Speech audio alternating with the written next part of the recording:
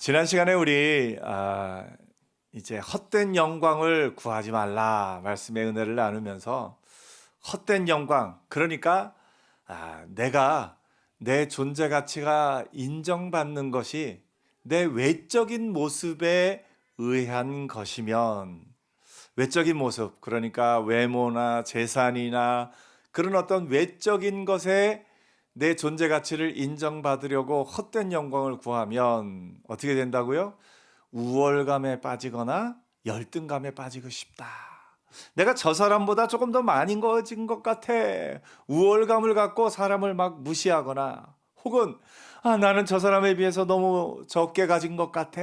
열등감에 빠져 있거나, 우월감에 빠져 있을 때는 다른 사람을 노엽게 하기 쉽습니다. 왜냐하면 무시하고 멸시하고 이런 것들이 본성 속에 묻어나기 때문에 그렇죠. 반대로 열등감에 빠진 사람은 다른 사람을 시기하고 질투하고 이런 모습이 마음 가운데 있는 것을 봅니다.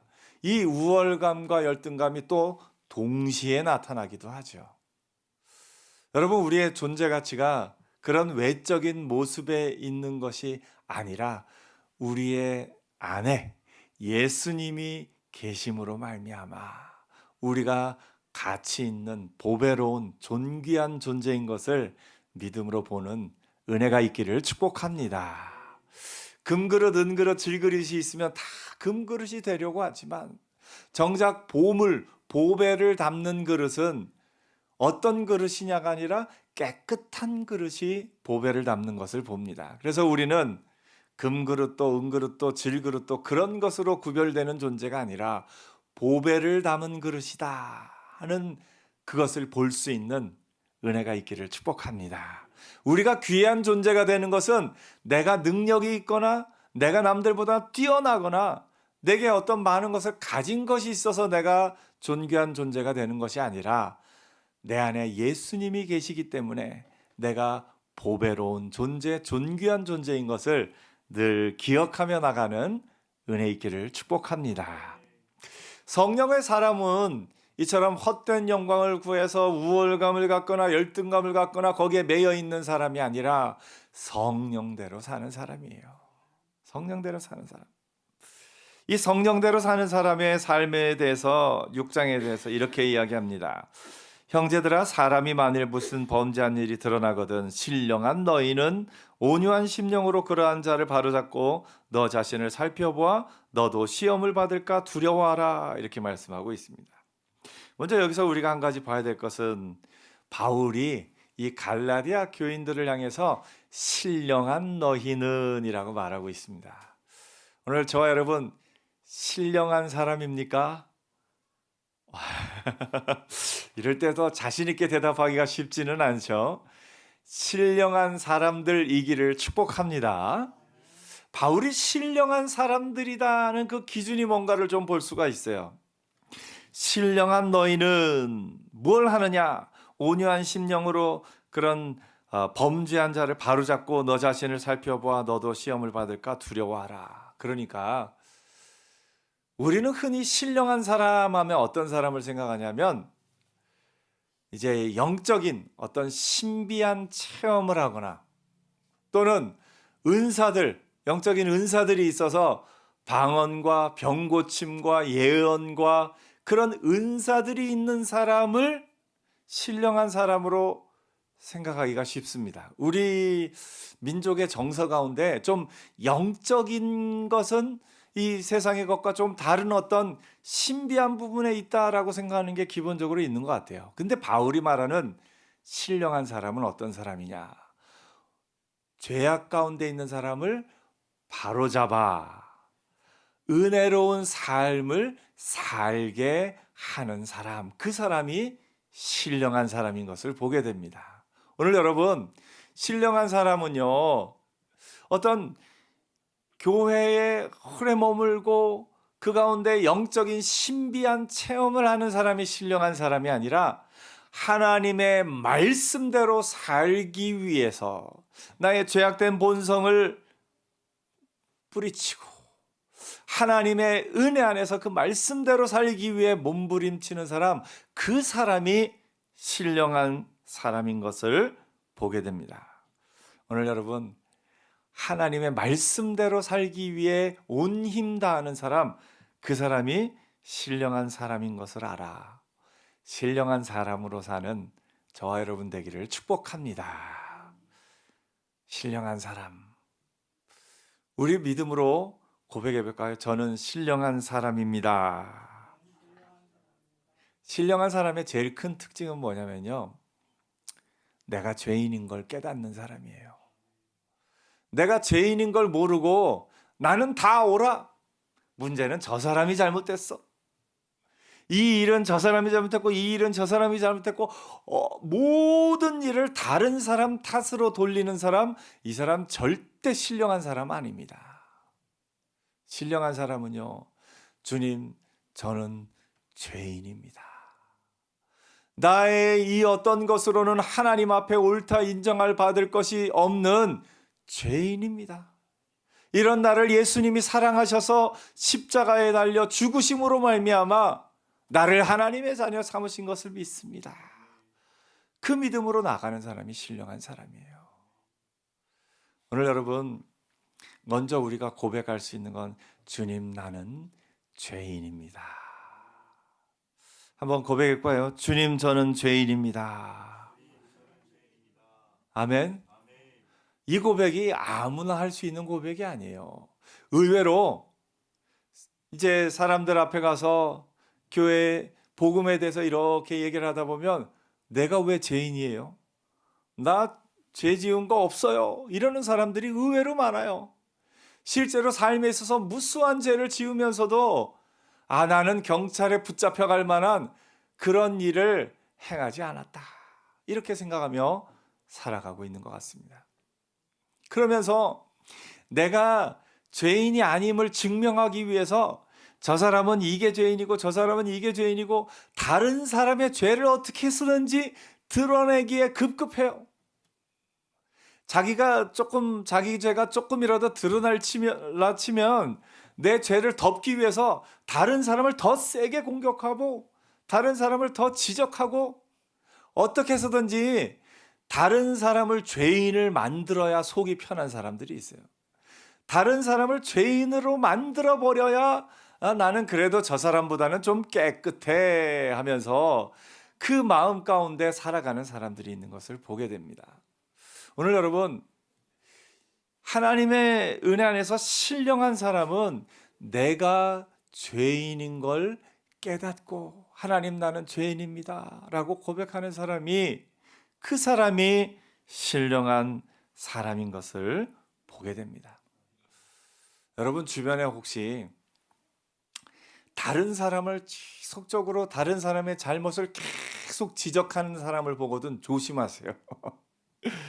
어떻게 해서든지 이 사람은 이게 잘못됐고 저 사람은 저게 잘못됐고 다른 사람의 잘못된 것만 계속 지적하면서 자기 잘못은 하나도 인정하지 않는 사람 보면 조심하세요. 그거 굉장히 조심해야 돼요.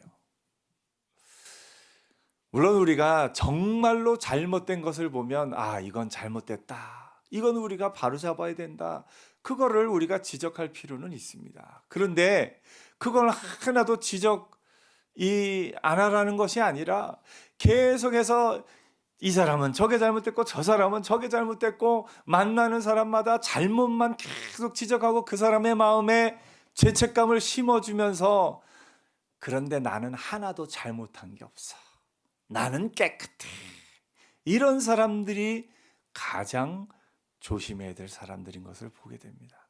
사실 성경에 바리새인들이 그랬어요. 사두개인들이 그랬어요.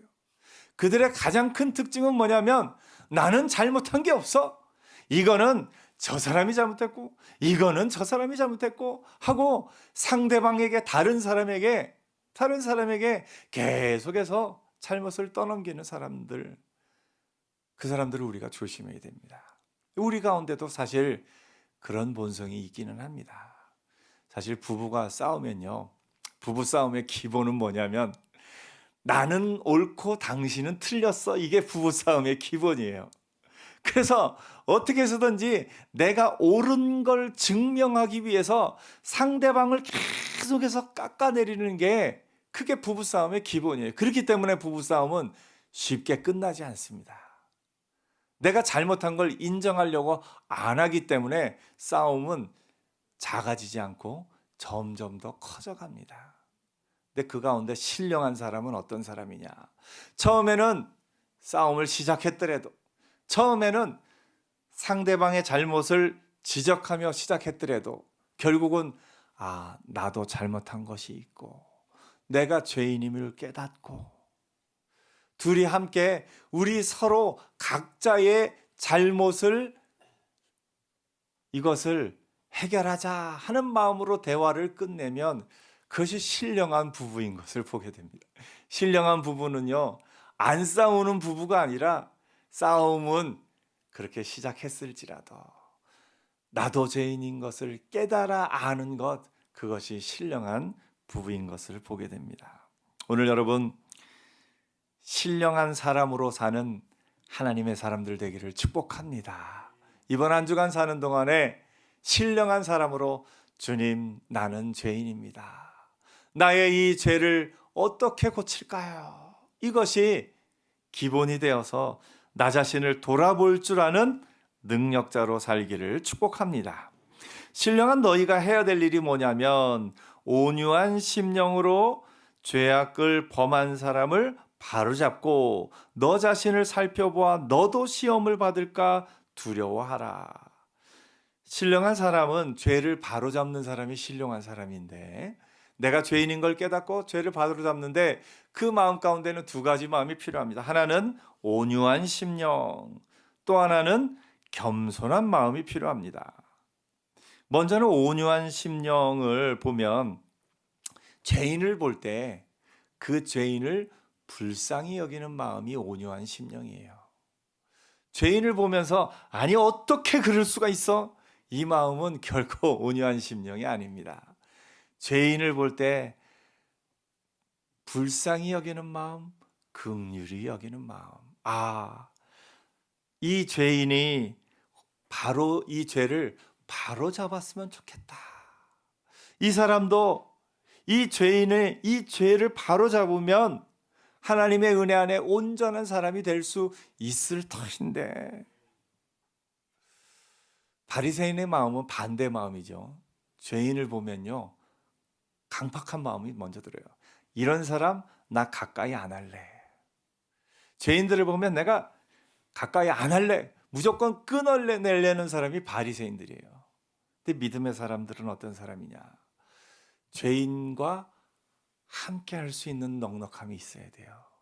죄인을 무조건 끊어내고 죄인을 무조건 멀리하는 것이 아니라 예수님이 세리와 죄인들과 함께 하셨듯이 온유한 마음으로 이 사람도 이 죄를 깨닫고 돌이키면 하나님의 사람이 될 수 있다 하는 그 마음으로 온유한 사람으로 죄인과 함께하는 사람이, 그 사람이 신령한 사람입니다. 그러므로 신령한 교회는요, 죄인을 무조건 내치는 교회가 신령한 교회, 깨끗한 교회가 되는 것이 아니에요. 죄인들을 품어 안고 그들이 하나님 앞에 온전한 사람이 되기를 바라는 마음으로 함께 기도하는 사람, 그 사람이 신령한 사람, 그 교회가 신령한 교회인 것을 봅니다. 교회는요, 깨끗한 사람들이 모인 곳이 신령한 교회가 아니라 이런저런 연약함이 있는 사람들이 모여서 그 연약함이 온전함을 잇고 그 죄악된 것이, 그 죄악을 버리는 쪽으로 살아가는 것, 그것이 신령한 삶, 신령한 교회인 것을 보게 됩니다. 오늘 우리 교회가 신령한 교회이기를 축복합니다. 연약함을 지닌 사람들이 교회에 나왔을 때 그 연약함의 치료를 받고 그 연약함이 온전함을 이루어가는 곳, 그것이 신령한 교회인 줄 믿습니다. 또 하나 봐야 될 것은 그 죄악된 사람을 바라볼 때 온유한 심령으로 받아들이고, 또 하나는 나 자신을 돌아볼 줄 알아야 됩니다. 너 자신을 살펴보아 너도 시험을 받을까 두려워하라. 여러분, 죄악된 모습을 볼 때 나는 절대 안 그래 이렇게 자신할 수 있는 사람이 있을까요? 우리는 모두 연약한 존재입니다. 나도 그럴 수 있음을 보고 나 자신을 돌아볼 수 있어야 됩니다. 나를 돌아볼 수 있는 사람, 그 사람이 신령한 사람이에요.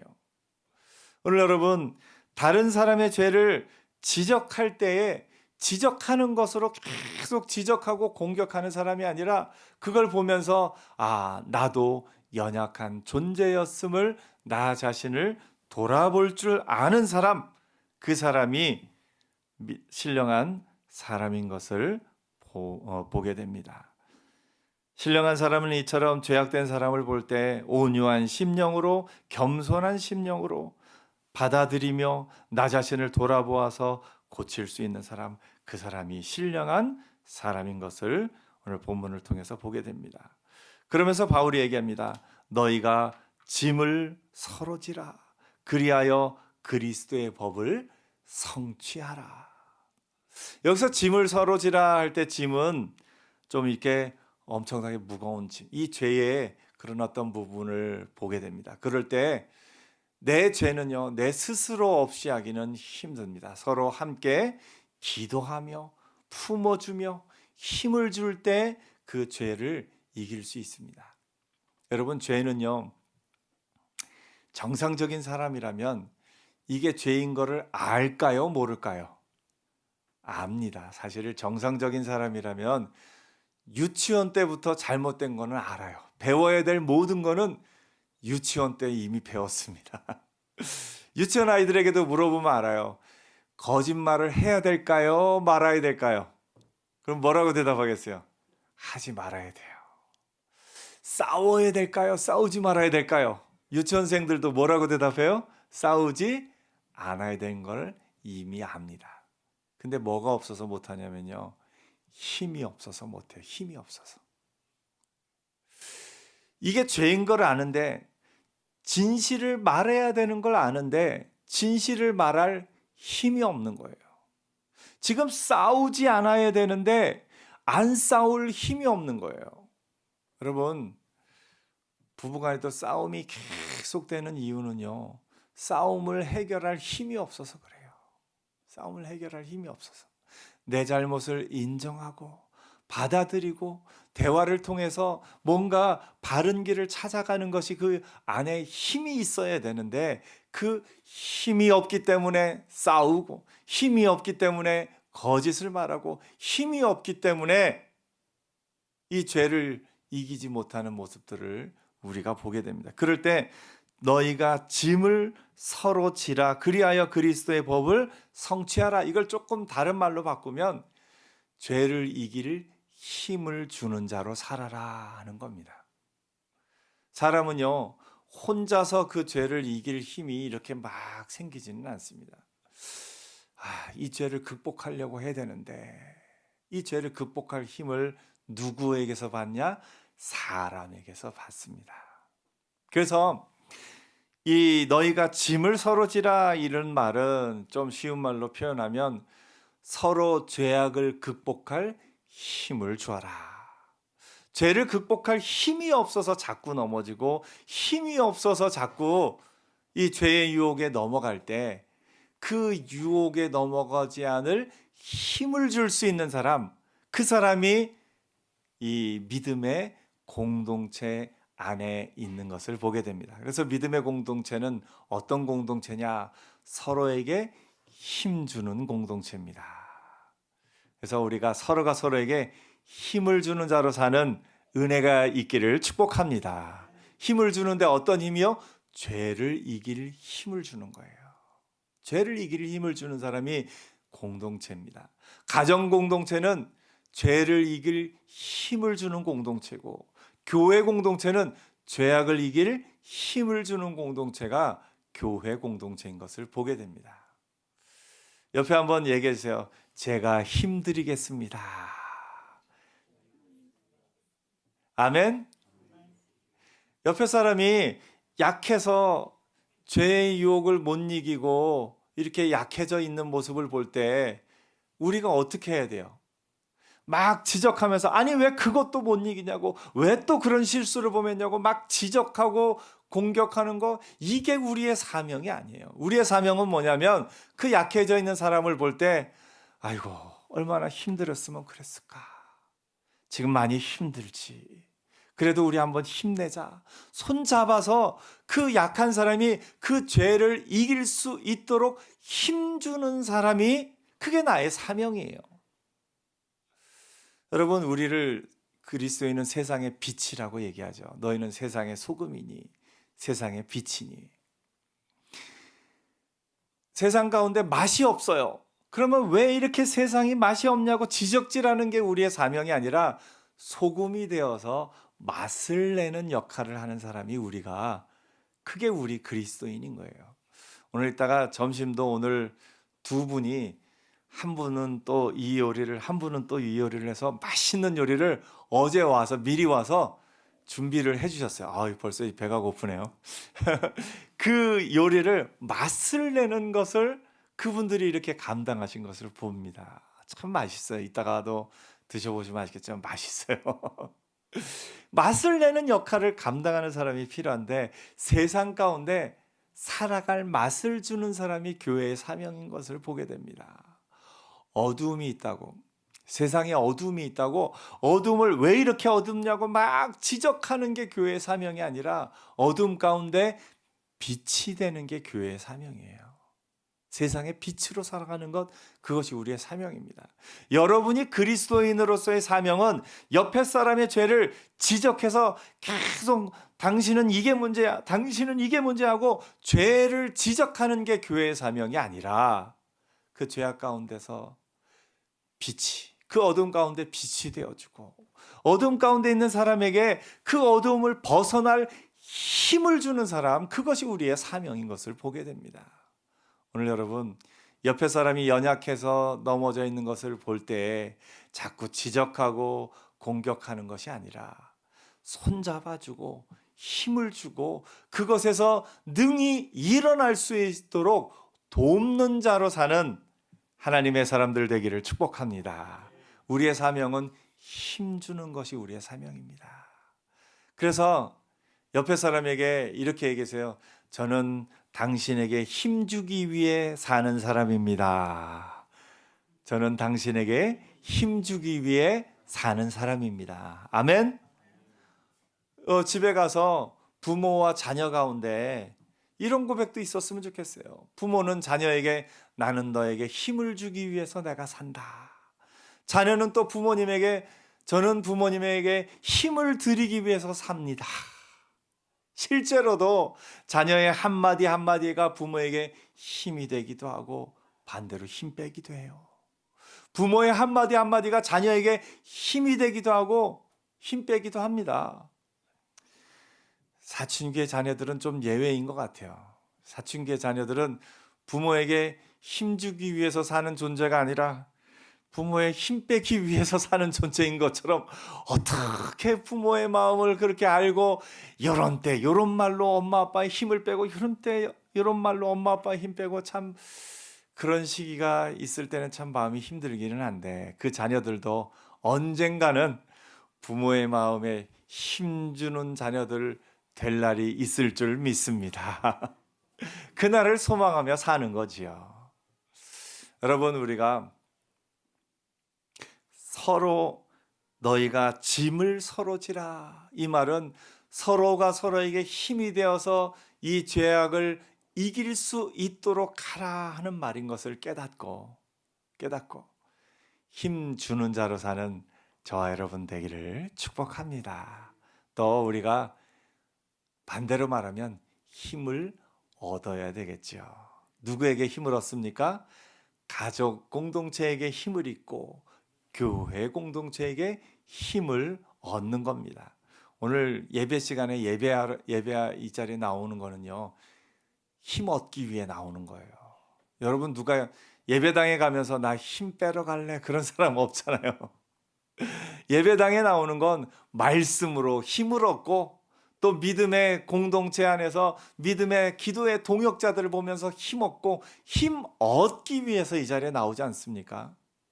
우리가 죄를 이길 힘을 얻는 귀한 이 시간이 되기를 소원합니다. 여러분이 그렇기 때문에 만날 때마다 서로에게 힘주고 서로에게 힘받고, 그것이 우리가 서로 힘을 주고받을 때 너희가 짐을 서로 지라, 서로 힘을 받으라, 그리하여 그리스도의 법을 성취하라.